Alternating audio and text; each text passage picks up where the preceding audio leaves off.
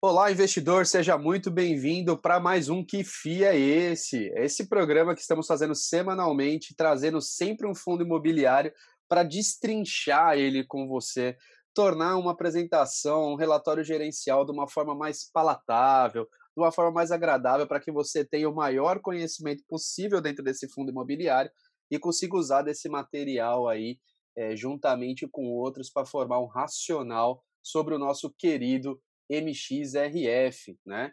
Essa parceria muito bacana aqui com a Andréa, que eu vou apresentar ela logo mais, onde eu trago uma parte mais quantitativa e ela uma parte mais qualitativa, e quem ganha é você do outro lado, que junta as duas partes. Como a gente está vendo aqui, né, apesar de ser um evento onde estamos gravando aqui com outras pessoas, também vai para o YouTube, que foi uma solicitação de vocês, até para dar uma flexibilidade, aquela oportunidade de assistir esse conteúdo num conforto da sua casa, num outro momento, com mais calma, né? Então isso daí já está sendo gravado também para ficar disponível no YouTube. Aproveitando, a gente tem aqui a questão dos últimos episódios. Temos Tegar 11, HCTR, que ficou muito bacana, passando de 1.000 visualizações no YouTube, BCRI e o RECR, que chegou a mais de 800 visualizações. Muito bacana. Muito obrigado, pessoal, por assistirem, por recomendarem e por gostar do nosso trabalho. Com o que a gente sempre fala aqui de recomendação, confiram sempre a data de envio para não pegar um vídeo defasado em tempo, que as informações não estão tão atualizadas. Então, sempre olhem isso antes de começar a assistir e nunca usem apenas desse vídeo para qualquer tomada de decisão. Isso aqui é um compilado de informações, de avaliações que a gente faz aqui mediante a esses números, mas não pode ser usado como única fonte de conhecimento, tá? Até porque vocês vão ver que durante a apresentação a gente vai flutuando entre outras fontes, entre outros materiais, porque sempre é necessária diversificação, não só na sua carteira, mas também no conhecimento para melhor tomar decisões aí que vão entrar na sua custódia ou não, né? Com relação ao YouTube, o que a gente sempre fala é muito bom, mas interagir é melhor ainda. Então a gente já deixa o convite para a próxima quarta-feira, 8h05, vocês estarem conosco para fazer essas interações, conversarem, aproveitar deste momento, até para pegar o tempo valioso dessa querida Andréa S. Costa, especialista em fundos imobiliários aqui da EMA 5, instrutora do curso Zero, um curso que ficou muito bacana, que vem sendo ministrado aí para diversos investidores, que dá aquele pontapé inicial, aquela base para quem quer começar ou para quem quer estruturar o seu conhecimento em investimentos de fundos imobiliários. E a Andréa, muito capacitada, economista, contadora e advogada. É muito conteúdo para ser compartilhado com vocês. Caso tenham interesse, comentem aí ou entrem em contato pela nossa central de WhatsApp ou também pelo Instagram. Falando do MXRF, né? Aqui eu faço uma coisa muito rápida só, até porque a Andrea vai entrar nos detalhes aí na parte qualitativa, mas uma coisa que eu quis deixar aqui para a gente, dessa imagem do Clube FI, é a quantidade de cotas, né? Então, esse é o fundo hoje que tem o maior número de cotas, né? E também o maior número de cotistas. Então, o MXRF é um fundo que, se você perguntar para alguém se tem, quase que 99% de chance de você escutar um "eu tenho na minha carteira", né? É um dos fundos mais comentados, mais falados e presente em muitas custódias. Outro ponto que eu deixei aqui para frisar é que desde o IPO dele, o valor é de R$ 10. Então, até hoje, quando a gente escuta aí, é um fundo de base 10, né? É um fundo que ele é mais barato. Então, desde 2011, quando foi o IPO dele, ele já estava performando na casa dos R$ 10, né? Com relação às emissões, aqui a fonte é o Ticker 11, né?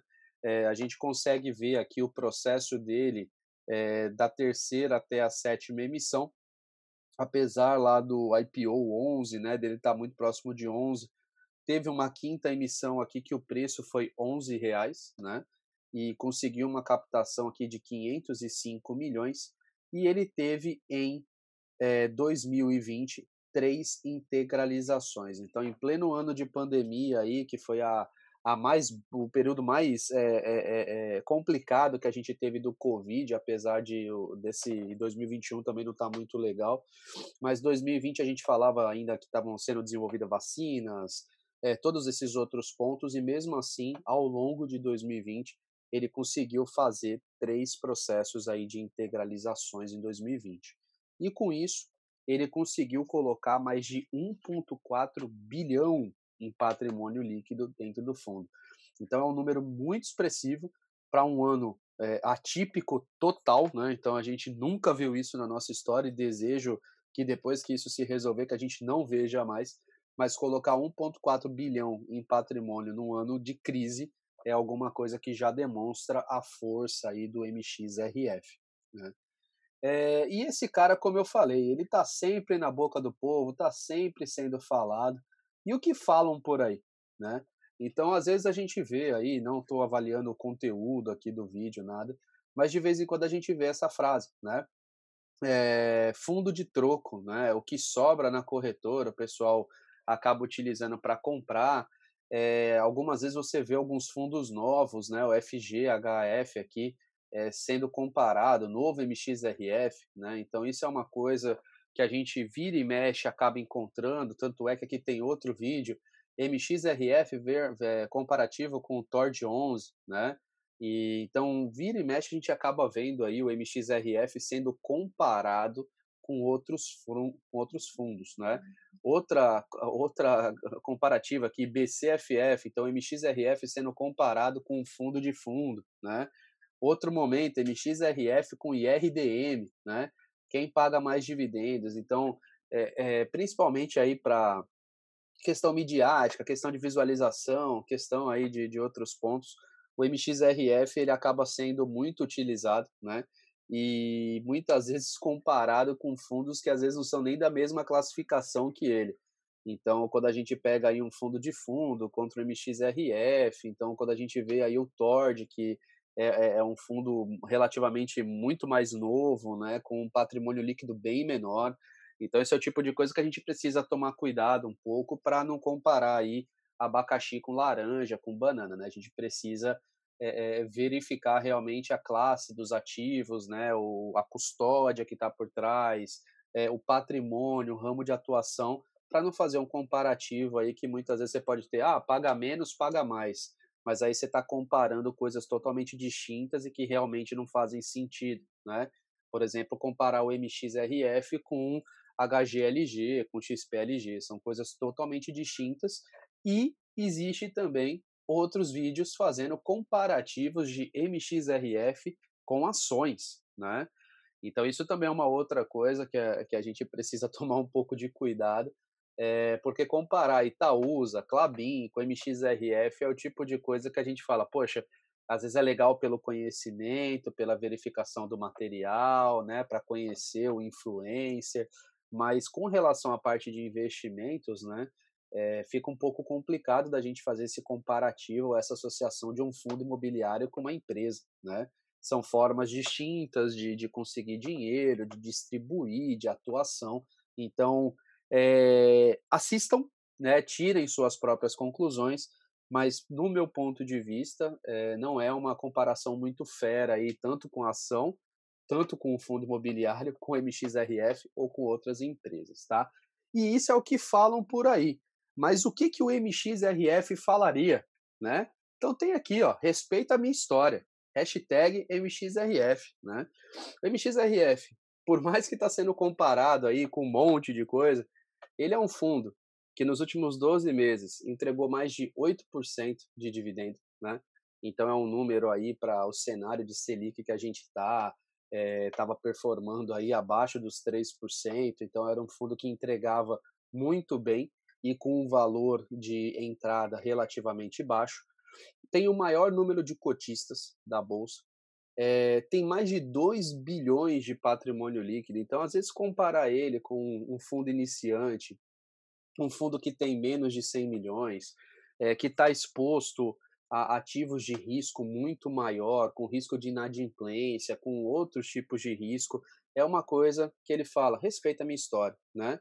E é um fundo que, pessoal, depois a Andrea vai mostrar, mas ele entrega mais de 15 milhões de reais de resultado mensal. Então é um senhor fundo, né? É um cara que, apesar de ter esse valor baixo, que eu vou explicar um pouquinho mais para frente, ele tem resultados consistentes, né? E faz jus aí o porquê que ele é tão falado, tão comentado, e quem é cotista dele gosta, e normalmente aumenta a sua posição, tá?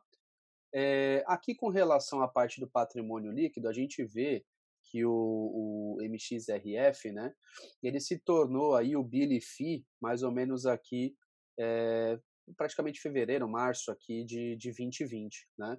E aí depois ele continuou a sua curva de crescimento, os processos de emissão que aí a gente já comentou, e aí alcançou a alcunha aí de mais de 2 bilhões de patrimônio, tá. Então é um fundo, que a gente percebe que, assim como os outros fundos imobiliários, até 2019 vinha num crescimento um pouco mais tímido, né? E aí depois, quando chegou aqui de 2019 para frente, principalmente por causa da questão da diminuição da Selic e de outros fatores, começou a ter uma adesão muito grande, né? Então é um crescimento exponencial, aí se a gente pegar uma curva de tendência aqui, totalmente diferente do que a gente via aqui para trás, que era praticamente uma linha, né? E aqui com relação ao número de cotas, então mais de 226 milhões, e o número de cotistas 380 mil, né? Então a gente pega aqui e consegue fazer a questão do cálculo do valor patrimonial. Quando a gente pega esses bilhões aí e divide pelo número de cotas, né, dá os 10,62 de valor patrimonial, que é mais ou menos o que ele tem hoje. Então, na verdade, quando a gente pega o MXRF, por que que ele é barato, né? A cota dele é barata porque, apesar de ele ter um patrimônio gigantesco, o número de cotas que ele se divide também é muito alto. Então, isso faz com que o valor patrimonial dele fique cada vez menor. A gente está vendo aí alguns fundos que estão fazendo tanto questão de consolidação de cotas, então teve a questão do FLMA que consolidou aí para aumentar um pouco do valor da sua cota, e a gente está vendo também outros fundos que fizeram um movimento contrário, de diminuição, né, para aumentar a sua liquidez. Então a gente teve o caso do CXCE11B, teve o caso agora do Max R11, que estão diminuindo o valor da sua cota para aumentar a questão da atratividade, da liquidez e interesse do mercado, tá? Então, quando a gente vê esses R$ 10, é por isso, né? Não quer dizer que o fundo não tem correlação com a qualidade dele, né? Então, se a gente pegar aí, por exemplo, na base de 10, o TORD, o XTED, o MXRF e outros fundos que existem, vocês vão ver fundos de comportamentos totalmente distintos, né? Então, o que a gente sempre fala da importância do conhecimento, de acompanhar um material desse, de pegar fontes para ver, para realmente ver aonde você está encaixando o seu dinheiro, né? Com relação aqui à questão do histórico de valor patrimonial, aqui é do Clube FI, a gente vê que abril de 2020 para abril de 2021, ele teve um aumento de quase 1 bilhão em um ano, né? Então ele praticamente dobrou aqui, um pouquinho menos, né? Porque seria 2.500, 2.400, 2.500 alguma coisa, mas é um valor muito alto aqui. E uma coisa que a gente consegue perceber, por mais que ele venha crescendo, né? O valor por cota dele se mantém praticamente estável, né? Ou com variações muito pequenas. Por que que isso é possível? Porque ele acaba ajustando isso pelo número de cotas. Então, toda vez que ele faz esse aumento do valor patrimonial, ele vai lá, emite o número de cotas e fica sempre aqui dentro da casa dos R$ 10, né? E outro ponto, apesar de ser tão falado, de ser tão comentado, de entregar bons resultados, né, de ser comparado a várias coisas, quando a gente pega aqui o histórico de P sobre VP, a gente vê que o máximo que teve aqui nesse histórico de praticamente um ano é 8%, né, sendo negociado com ágio, que muito provavelmente deve ter sido a época aqui que estava por volta dos seus R$ 11, quando teve o processo lá da emissão com valor de novas cotas a R$ 11. Mas você vê que normalmente é uma questão aqui de estar entre 3, 5% aí, até teve momentos de deságio, tá? E como eu comentei aqui em cima, né, quase 100 milhões de cotas a mais no período. Então é muita cota. Como eu comentei também, tem muita gente que tem o MXRF na carteira e muito provavelmente em rodas de amigos, rodas que comentarem sobre investimentos, o MXRF vai aparecer com certeza, tá? Com relação à parte de dividendos aqui, né, sempre o gráfico aqui que a gente pega do Funds Explorer, e aqui a gente tem a curva dele, né, e as 2 linhas de margem que eu sempre trago, e a gente consegue ver que desde 2016 o mínimo foi 0,53, né, então ele vem aqui, ó, teve o seu valor mínimo em praticamente janeiro aqui de 2018 ou algo próximo disso, e aí ele vem aqui, bateu de novo aqui em janeiro de 2019, aqui teve algo parecido, mas o mínimo foi 0,53. E ao mesmo tempo que ele tem aqui alguns momentos de curva de 1%, 0,80, teve um valor aqui de 0,90. Então, é o que a gente sempre fala da importância do longo prazo, né? De você olhar, de você realmente ter um racional, um fundamento do porquê entrar no fundo imobiliário, porque hora você vai pegar uma movimentação menor, hora você vai pegar uma movimentação maior e você traz uma média para dentro da sua carteira. Mas, historicamente, o mínimo foi 0,53. Então, talvez no período que a Selic estava alta, tudo, né? Teve alguns casos aqui de 1,40, alguma coisa, pode ser que não era tão atrativo, 2017, mas desde o período que a gente viu aí a Selic se comportando de patamares menores, o MXRF ele consegue ser uma ótima alternativa contra a CDI e poupança, tá?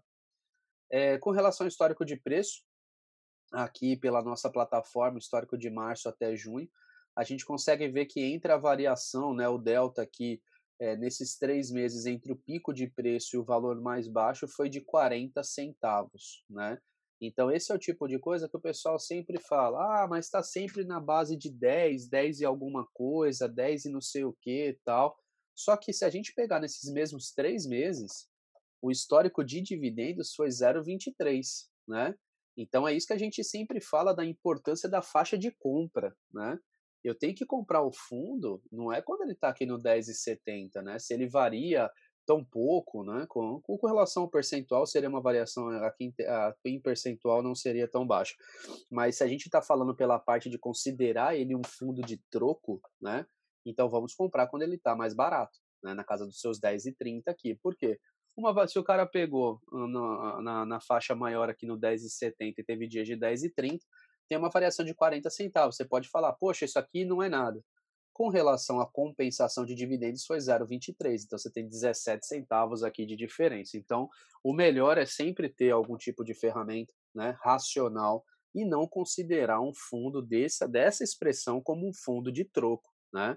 Ele não é fundo de troco, ele tem o seu valor, ele tem o seu princípio, tem sua precificação, então é o tipo de coisa que a gente sempre fala. Cuidado com essas falácias, com vídeos midiáticos, porque o valor pode ser baixo, mas sempre tem um racional por trás. Se você não tem um racional para investir num fundo de R$ 10, quando você vai para fundos mais caros, muitas vezes algumas teorias, alguns racionais que deveriam estar já consolidados acabaram sendo deixados de lado ou não foram muito bem solidificados dentro da mente de vocês, tá? Outra coisa aqui que eu trouxe, o MXRF na última semana, aí um dado do nosso semanário, ele, apesar de ter ficado em quarto local por volume financeiro, olha o número de negociações, mais de 150 mil negociações em uma semana. É muita troca de cota de mão em mão. Então isso aqui, para quem quer liquidez, né, olha, poxa, eu vou precisar de dinheiro tal, você tem praticamente uma segurança que depois de 2 dias você vai ter o dinheiro na sua conta e que vai ser relativamente tranquilo de você fazer a venda aí da sua custódia ou a compra também, tá? Com relação ao FII dos outros, né, que é um importante termômetro, então, poxa, se ele é um cara tão falado, tudo, né, ele deve estar na custódia de outros fundos também. E tá. Então a gente vê aqui, ó, BCFF, tem mais de 3 milhões de cotas, uma posição de 1,35, RBFF, que também é um fundo, MGFF, né? O XPSF, que é o Selection da XP, também tem ele. Um fundo de shopping, olha, o MAL11, né? Então, um outro segmento investindo no MXRF, o BARI, o BPFF, que também é fundo de fundos. Então, veja que o VILG também é um outro fundo de logística. Então, legal de mostrar aqui, né? Um de shopping, um de logística tem também. Seria isso. Então, legal de mostrar isso também para a gente ver quem está exposto a esse fundo. E é o que a gente sempre fala, né? Avaliar relatórios aí de fundos é uma coisa muito bacana, porque às vezes você começa a entender o que está acontecendo, às vezes, com o MXRF, né? É alguma força de venda do BCFF, alguma força de compra do do XPSF. Então, isso é o tipo de coisa que é muito legal de ver. Os relatórios gerenciais são uma ótima alternativa para isso, tá? Dito isso, vamos para a minha segunda parte, que é a verificação aqui dos parâmetros utilizando a plataforma da IMA5, que está disponível para vocês aí por 30 dias para degustação. Basta entrar em contato aí com a nossa equipe e ter o Office 365 ou 2019 instalado em seu computador. E depois os planos de assinatura, o plano máximo é o equivalente a R$ 1 por dia, tá? Então fiquem à vontade aí depois também para fazer a adesão e a interação com a nossa equipe. Com relação à posição linear, ele está aqui em 54. Não me peçam para falar isso desse outro jeito que eu não lembro, tá? Então, vai no 54 aqui mesmo. Ele está no ranking, né, que a gente tem atualmente de 147 fundos, né, de 1 até 147, ele está em 54. Então, dentro da posição linear, que é aquela taxa de retorno que a gente fala, né, o quanto que ele retorna de dividendos para cada R$ 100 investidos. Então esse é um exemplo muito legal, porque como ele tem uma base de R$ 10, às vezes comparar ele com um fundo que custa 243, 140, 101, 2.850, fica um pouco complicado. Então quando a gente traz ele para a base de 100, é como se a gente estivesse elevando essa cota em 10 vezes, né?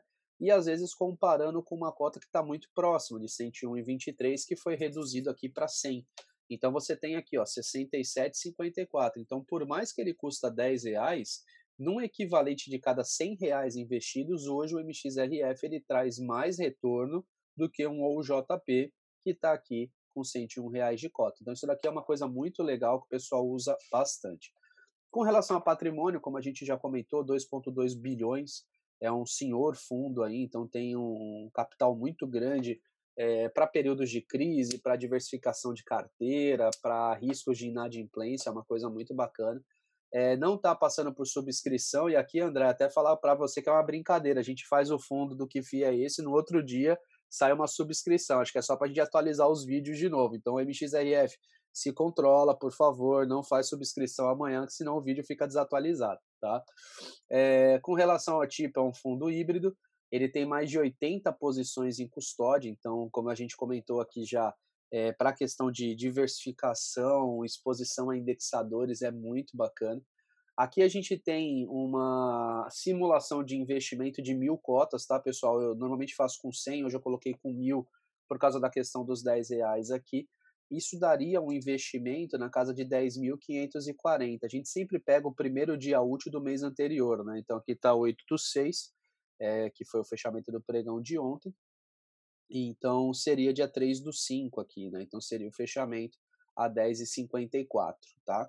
Então, se a gente pegar um investimento de 1.000 cotas a 10,54, foi feito aqui um investimento de 10.540, e aqui claramente a gente já consegue ver que teve uma diferença, né? Então, o fundo de troco foi comprado de qualquer jeito, aqui a pessoa poderia já estar vendo um resultado negativo na carteira que vai estar um pouquinho mais para frente.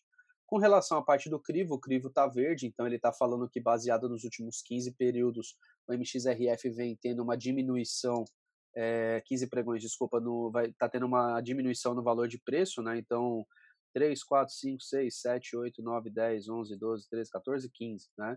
Então, a gente consegue ver aqui que estava em 10,49, chegou a 10,58 e agora 10,43. Ontem chegou aqui a 10,39. Então, o crivo está verde porque está falando que, baseado nos últimos 15 pregões, ele está com um preço menor do que ele já esteve, tá? Vamos passar aqui um pouquinho mais para frente, para a gente pegar a segunda parte, o segundo bloco da plataforma. Deixar aqui o último preço como base. Então, com relação às zonas de alvo, né, para a faixa de compra, então ele está falando aqui entre 10,37 e 10,43.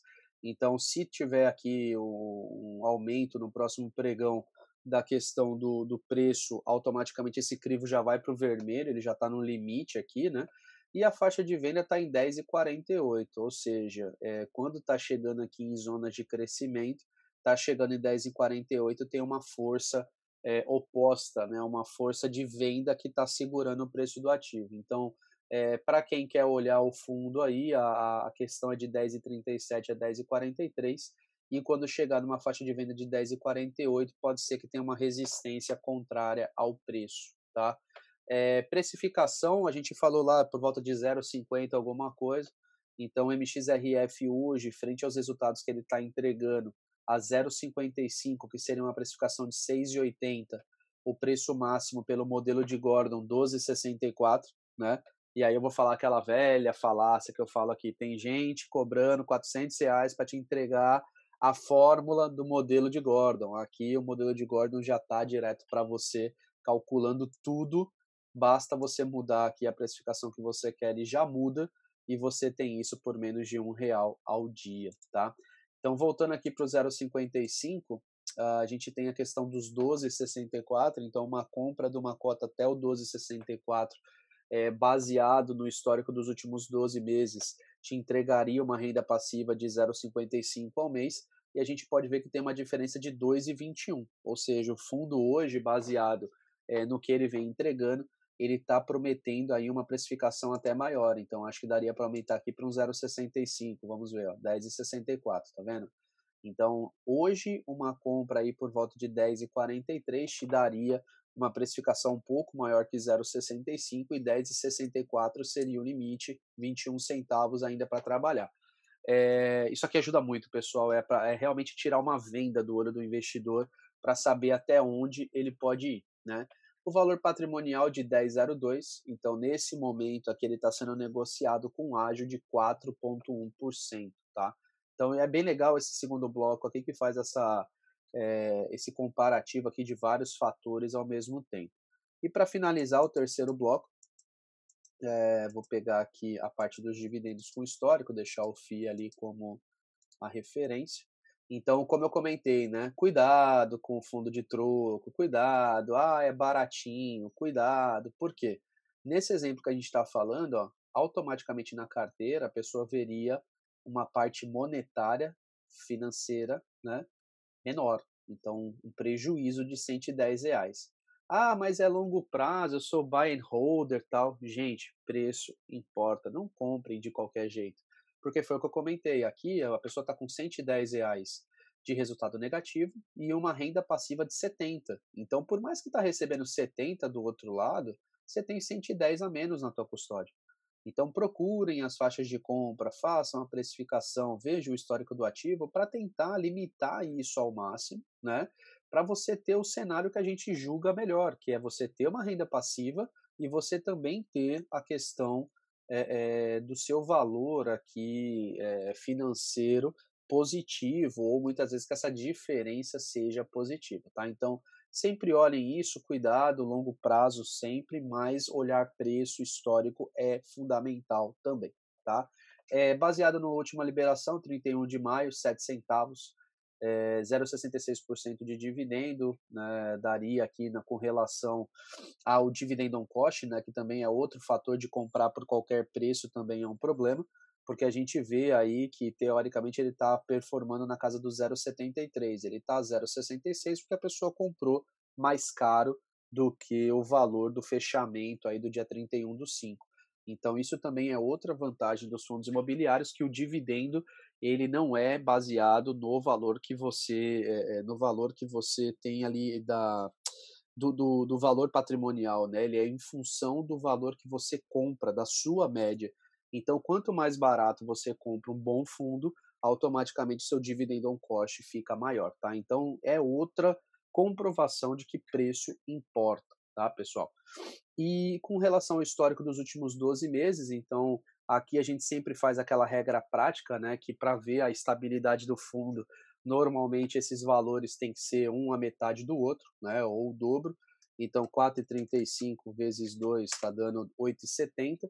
Então, a gente vê aqui um 8,25. Então, por mais que performou um pouquinho a menos, a gente vê que tem uma estabilidade nos últimos 12 meses, que o fundo vem entregando aí resultados consistentes e de uma forma linear aí a aritmética aqui para os últimos 6 meses na casa de 0,73, tá? Então, isso daqui é a minha primeira leitura. Espero que vocês tenham gostado do outro lado, dessa avaliação um pouco mais quantitativa. E agora eu vou passar a bola para a Andrea para vir com toda a questão do relatório gerencial e avaliações qualitativas. Continuem com a gente, porque o material da Andrea é muito bom. Andrea, me escuta? Escuto em alto e bom som e eu já faço uma Opa! recomendação para o MXRF, por gentileza, fazer aquela camiseta e nos presentear, porque eu amei ela. Ficou legal, né? Sempre me, sempre me surpreendendo positivamente. Ficou muito legal, ficou muito bom essa jogada, né? Já que estão Legal. aí fazendo tantas camisetas, né? Por favor, MXRF, nos Aham, presenteie que vai ser muito bom. exato. Você consegue compartilhar aí, Andrea? Vamos compartilhar a nossa tela aqui.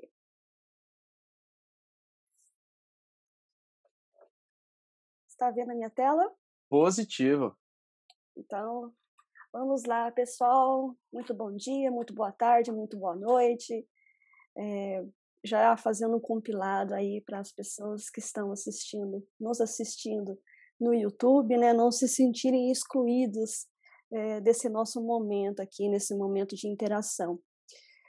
Hoje nós vamos falar do nosso querido MXRF11, né? Que FII é esse, né? Que fundo é esse tão falado? O Henry trouxe brilhantemente na primeira parte a evolução patrimonial dele, nos mostrou aí em relação à evolução, né, no fundo desde 2017 até o momento, como é que ele está sendo aí tratado, né, alguns eu chamo de fundo de troco, mas nós podemos observar aí na parte quantitativa, ou seja, na parte de números, de dados, que é um fundo de respeito, né? E que temos que tratá-lo como tal. E nesse que FII é esse, né? Nós vamos falar sobre ele, né? O que o nosso gestor tem como objetivo, teve como objetivo quando lançou, né? No mercado alguns fatos relevantes, os indexadores e os ativos pertencentes a ele, o DRE do RE do MXRF, tá, pessoal? Foi uma falha aí do slide, me perdoem. E o comparativo dele com outro fundo do mesmo segmento, tá? Do mesmo, que tem o mesmo objetivo, pessoal. Diferentemente aí do que o R passou, que tem fundo tipo de objetivo que difere aí e até de um pouco na hora de você analisar e tomar a sua decisão. Então, muito cuidado com o que vocês assistem a respeito. Então, é muito importante estarmos aí ligados no que realmente diz respeito àquele fundo em específico, analisando através do relatório gerencial e de outros indicadores comumente, né, para ser utilizado na hora de analisar, avaliar e tomar a sua decisão final. Até porque o nosso principal objetivo é trazer o conteúdo, mas a autorresponsabilidade é de vocês. Então, quem é o MXRF11, pessoal? É o Max Renda FI, cujo ticker é o MXRF11. Ele tem como objetivo oferir ganhos pela aplicação de seus recursos em ativos financeiros com lastro imobiliário, tais como CRI, debêntures, LCI, LH e cotas de outros fundos, e ativos imobiliários como imóveis comerciais e projetos imobiliários residenciais, ou seja, ele tem uma gama aí de objetivos para justamente trazer uma diversificação na sua carteira. A gestora desse fundo é a XP Vista Asset Management Limitada, e ele é administrado pela BTG Pactual Serviços Financeiros. A taxa de administração que é cobrada é de 0,90% ao ano. Ele tem um número de cotistas aí expressivo, como o Henry passou na primeira parte, e ele também trouxe um relatório gerencial, os aspectos econômicos, que eu achei muito pertinente em também compartilhar com vocês, né? Tanto os aspectos políticos como os econômicos, né? Então, no mês de abril, a curva de juros, né, fechou o mês com perda de inclinação em relação a março. Com isso, pessoal, os principais motores de movimento foram a aprovação do orçamento de 2021, sancionado com o veto do presidente, aliviando um pouco as incertezas em relação ao risco fiscal envolvendo juros dos títulos de longo prazo nos Estados Unidos, que inverteram a tendência de alta e se acomodaram ao redor de 1,6%. Lembrando, pessoal, que esses foram os aspectos econômicos e políticos referente ao mês de abril, que foi o último relatório gerencial ofertado aí pelo fundo. Bem, de volta, né, pessoal, aos fatos relevantes, né? O fundo, o gestor, ele trouxe que segue a estratégia de manter o portfólio composto de CRIs de boa qualidade, com foco em originação e estruturação própria, né? Além disso, ele trouxe que onde tem como objetivo a alocação de 80% líquido em CRIs com bons nomes, de crédito com carregos atraentes, ou seja, com taxas com indexadores atraentes, e alto potencial de ganho de capital recorrente, e de até 20% em permutas financeiras que possuam boas rentabilidades, com retornos da ordem de INCC mais 13% ao ano. Caso não fique com dúvida em algum termo, deixe na descrição do vídeo no YouTube que nós vamos estar produzindo aí um conteúdo específico para vocês a respeito dessas dúvidas que sempre surgem com esses termos utilizados economicamente e também pelo gestor. Então, deixe nos comentários aí o que vocês não entenderam, que nós teremos o maior prazer em estarmos preparando algo para vocês. Continuando, então os rendimentos auferidos no segundo, o regime de caixa, que é o regime utilizado por eles, que no vídeo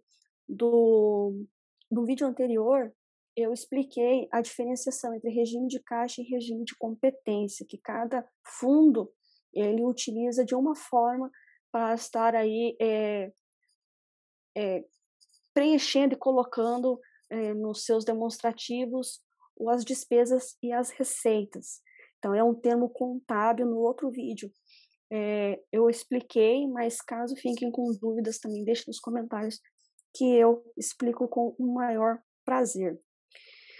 Bem, então, o segundo regime de caixa que eles utilizaram para colocar as despesas e as receitas foram de 0,085 por cota, né, desconsiderando as cotas emitidas no âmbito da 7ª emissão de cotas do fundo. E isso totalizou 15,52 milhões de reais.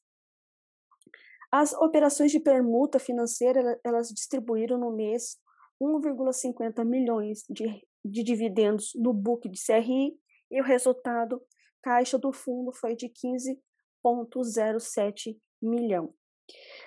No book de FII, o resultado foi de 0,29 milhões, portanto, a distribuição de 0,08 centavos por cota comunicado no último dia útil do mês de abril, que foram pagos no dia 14/5/2021. A liquidez diária, o BR passou, que é um fundo bastante líquido, com bastante negociação, né? Então o gestor ele também trouxe essa informação referente a abril, que foi de 6,82 milhões de reais. Com relação à rentabilidade e o retorno no total bruto, representou aí um somatório dos rendimentos com ganho de capital bruto sem considerar o reinvestimento de renda no fluxo e a tributação pertinente. Então, pessoal, este é um retorno comparado com o benchmark do fundo, que é calculado com base no retorno oferido pelas aquisições hipotéticas de uma nota do Tesouro Nacional, série B, que a gente chama de NTNB, com prazo de vencimento próximo de 4 anos. Além disso, é feito também uma comparação com o índice dos fundos imobiliários calculados pela B3, o IFIX, que indica o desempenho médio das cotações dos fundos imobiliários negociados na Bolsa. Então, esses foram os fatos relevantes que o gestor nos trouxe no seu relatório gerencial. vamos aí à parte dos indexadores, né, e os ativos, né. Então, notem que 42% do portfólio do MXRF é CDI mais 2,64%, seguido de IPCA mais sobre NIEC mais 8,01%, e aí nós temos uma pequena parcela aqui de 5% de IGPM mais 10,1%, pré 10%, outro tipo de CDI, que é o CDI 112,96%, e o FI, e outros, né, outros fundos aí, no qual fazem parte do portfólio do nosso MXRF. Andréia, Oi. cara, eu sempre gosto quando você mostra essa distribuição do indexador, porque é justamente o que a gente sempre fala com relação a avaliar o que, que um fundo tem por trás dele, né? Exatamente. Então, poxa, chamar um cara desse de fundo de troco, quando o cara tem CDI mais 2,64, para quem está trabalhando aí com bancos tradicionais, é praticamente impossível aí de você pegar 100% do CDI, né? Muitas vezes você pega LCI, LCA, 80%, 70%. Normalmente você consegue aí 120 numa corretora, ali está dando CDI mais 2,64, pré 10%, né? Você tem o IGPM, PCA, então proteção contra a inflação também. Então, o tipo de coisa que é o que a gente sempre fala. Todas as vezes que eu leio aí fundo de troco, fundo cofrinho, né? Eu me sinto ligeiramente incomodado, para não falar que é mais do que isso, porque quando você está comprando uma cota do MXRF, tem tudo isso por trás, além do restante que você vai demonstrar, mas é um fundo que tem uma diversificação de carteira muito boa, frente ao que você consegue aí em modelos tradicionais, às vezes tendo que investir R$ 1.000, alguma coisa diferente, e mesmo que seja R$ 100, já são 10 cotas de MXRF, né, André?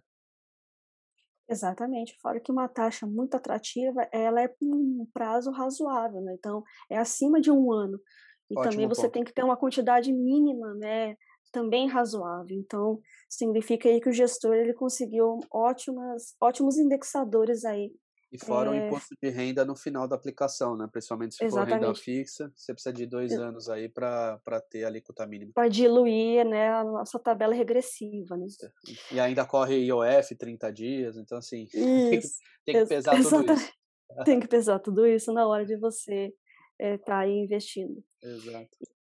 Dando sequência a outros indexadores que eles nos mostram e os ativos, né, então, quais são as classes de ativo que ele investe, né, então 62% está em CRI, ele deixa 25% de caixa, permutas financeiras 11% e em outros fundos imobiliários 2%. Então, o forte dele é os CRIs, né. E o objeto, né, o tipo de objeto, ativo que ele investe em percentual, né. Então 26% residencial, 25% crédito corporativo, 24% comercial e 25% em caixa, como ele já tinha até colocado aqui, que Ô ele Andréia, preza muito para ter uma reserva, né. para não falar só também que eu tô puxando o saco do MXRF, eu acho esse percentual em caixa muito alto, viu. Então, para mim podia ser menor isso daí, mas tudo bem. Ele é muito precavido, né. Exato. Então, é só para não falar que a gente não fala mal também, a gente É, fala não, também. Então, esse valor de caixa aí exatamente. tá muito alto, mas é a estratégia do gestor e vamos que vamos. Exatamente, é isso. Então, o MXRF nós também, fazemos críticas construtivas, mas a camiseta ainda fica aí a dica, tá. E vamos partir para os indexadores que ele utiliza nos CRIs. Então ele divide aí também quais são os indexadores dessa maior, né, ou seja, mais de 50% ele investe em CRIs. Então ele traz que 51% desses CRIs ele está indexado em CDI, 39% ele está em IPCA, 6% em IGPM, 2% em pré e essa faixinha aqui, mínima aqui, em CDI, percentual de CDI, né. Então, notem que ele gosta muito dos CRIs que superem aí o CDI. e também uma grande parcela, ou seja, 39%, protegendo o portfólio dos CRIs da inflação. E essa é a parte que eu mais gosto de trazer, que é em relação ao nosso DRE, que ele chama de fluxo financeiro, né? Ele não chama, porque cada um ele coloca um demonstrativo de uma forma. Fluxo financeiro, pessoal, porque ele utiliza o regime de CAI. Então, fica mais didático e visual o demonstrativo. Então, em abril, ele teve uma receita decorrente de permuta, fundos imobiliários, CRI, LCI e renda fixa, nesse montante de 17.542.213, com uma despesa de 2.023.035, onde as despesas ele soma as operacionais e as de contingência, dando um resultado de 15.519.178. O rendimento distribuído é de 15.629.012, um pouquinho maior do que o resultado, até porque também ele tem um caixa que permite que ele faça esses ajustes e mantenha, pessoal, a distribuição por cota em 0,080.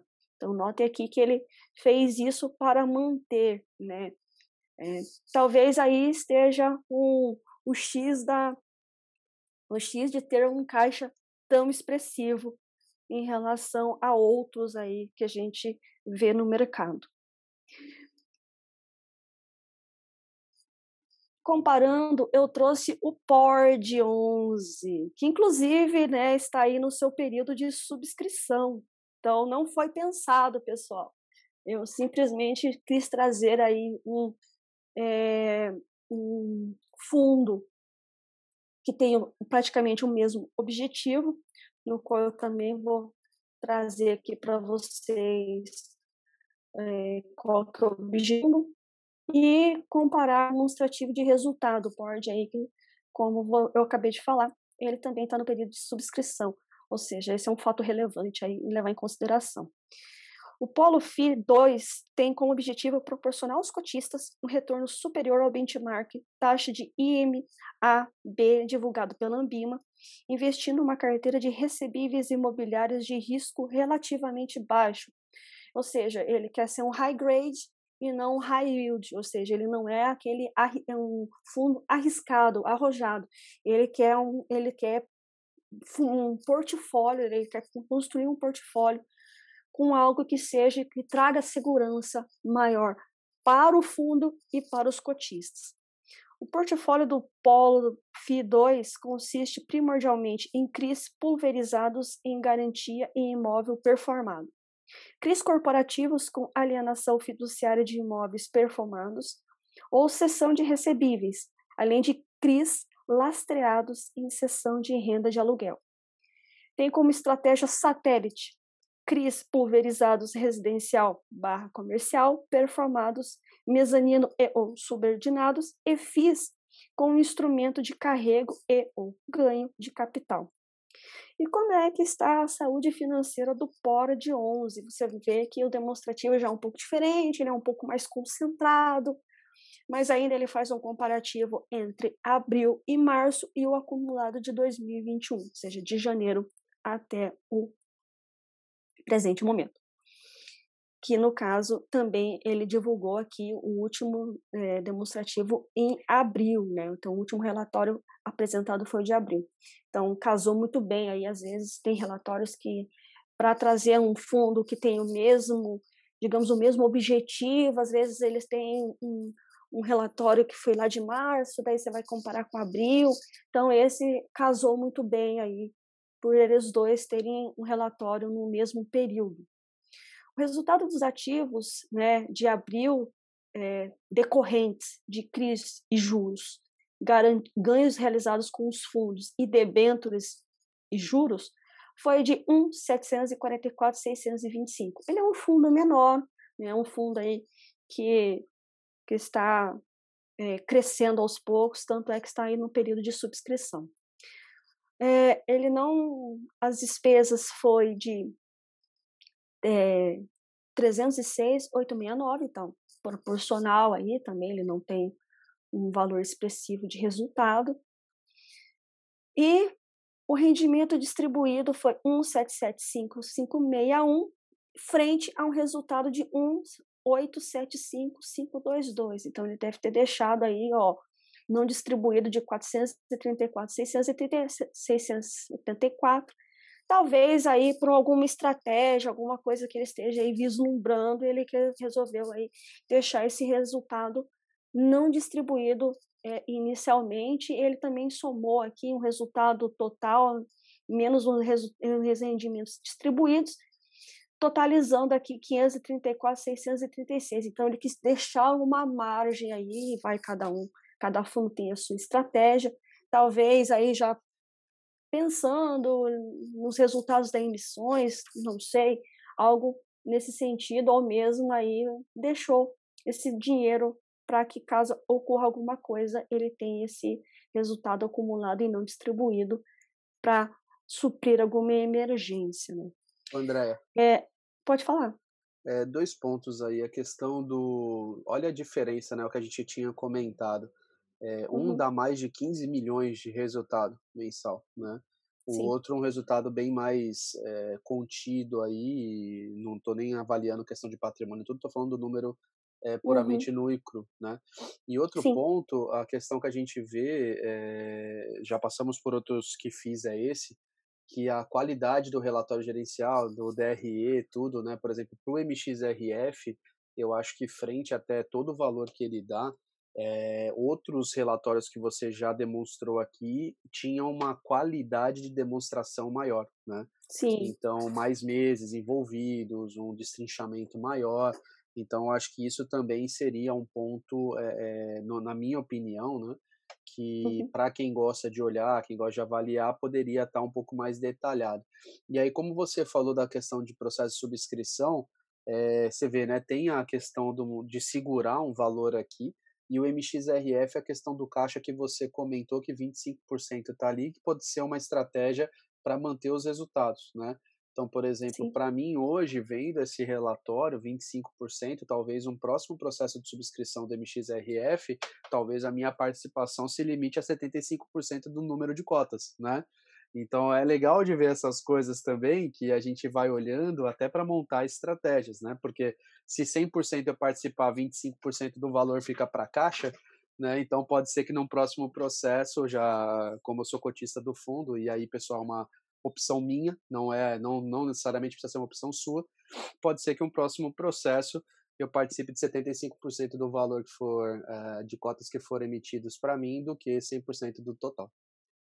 Exatamente. Muito bom ver esses comparativos. Sim, por isso é importante também, né, ver a qualidade do relatório, o que que ele traz de informação e como ele demonstra isso, né. Uhum.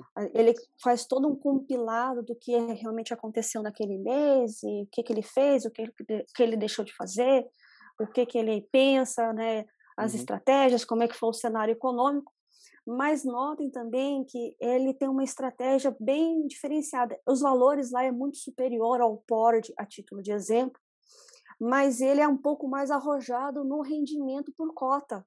Olha só, é 0,90, mesmo ele tendo um resultado menor. Então, mostra também o jeito da estratégia do gestor, né? O que que o gestor pensa, o que que o gestor vê e almeja aí de rendimento e distribuição aí para os cotistas. Talvez para atrair mais, por que não diminuir aí o percentual do caixa, né? E aumentar o rendimento. Isso fica a dica.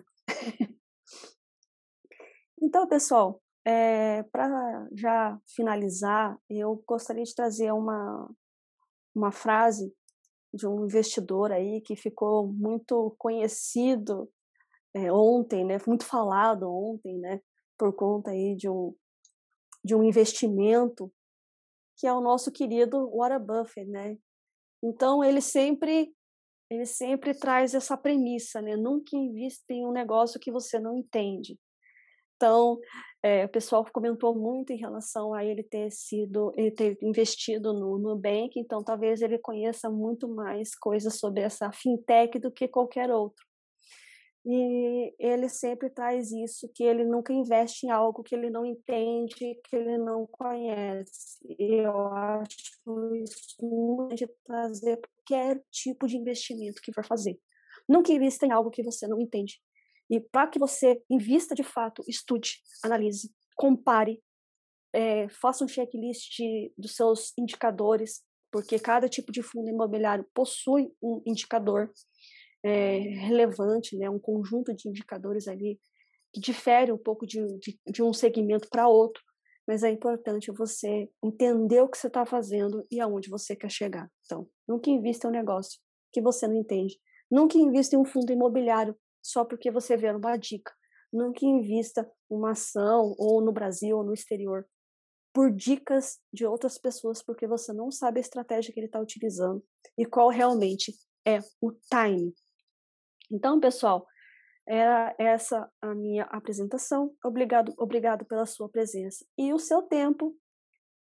E não deixe de nos seguir aí nas redes sociais, @ema5.fundos imobiliários e ema5 fundos imobiliários no YouTube. Ô, Andréia. É isso aí, pessoal. Espero que vocês tenham gostado. Alguma dúvida sobre qualquer ponto em relação à nossa apresentação, deixa nos comentários. Ficaremos muito felizes interagindo com vocês. Pode falar, Andréia, hein? foi muito legal essa frase que você trouxe do Warren Buffett aí, mas ontem nos grupos que a gente participa aí de investimentos, esse tipo de coisa, também tinha uma outra brincadeira, né? Que falando que o Warren Buffett aí já cansou de ganhar dinheiro na vida e com a idade que ele está agora, ele resolveu perder um pouco. Eu, eu, mas para É, ele investir numa empresa no Brasil, é porque exato. ele vê um potencial aí que a gente não está enxergando, né? Exato. Somente o tempo vai dizer, mas só para fazer esse contraponto que teve essa brincadeira ontem Sim, de também, né. tudo. Fizeram até É, videozinho, misturando a cara dele com o corpo da Anitta, porque a Anitta é, também é investidora agora, ela vai ser pois é. investidora do Nubank, enfim. Mas Fantástico. beleza. Brasileira, a criatividade é a mil. Ah, 1000. Então tá. Pessoal, muito obrigado. Então, Andréia, mais uma vez, excelente material, muito claro tudo que você trouxe. Pessoal que tiver dúvida, pode deixar nos comentários, depois a gente interage com vocês também. Fiquem ligeiros aí, porque no final de semana vamos fazer de novo a escolha aí do próximo fundo, né? E aí a gente vai ter mais um material confeccionado com muito carinho para que vocês tenham aí um novo racional sobre um determinado fundo imobiliário. Muito obrigado a todos, em nome de toda a equipe da EMA5, a gente agradece, até semana que vem, muito obrigado. Tchau, pessoal. Até a próxima semana com o nosso querido HGLG11. Opa, opa, é verdade, já tinha me esquecido, pessoal, falha minha, já está definido, HGLG é o próximo, inclusive foi uma votação extremamente apertada, né, Sim, foi acho que a diferença de um voto que definiu o HGLG, então isso mostra pra gente aí a responsabilidade de falar desse fundo na próxima semana, hein, Andréia? pois é. Com certeza. Cada vez mais aumentando. Exato. Então tá bom, pessoal. Muito obrigado a todos. Fiquem com Deus. Até semana que vem. Valeu. Até, valeu.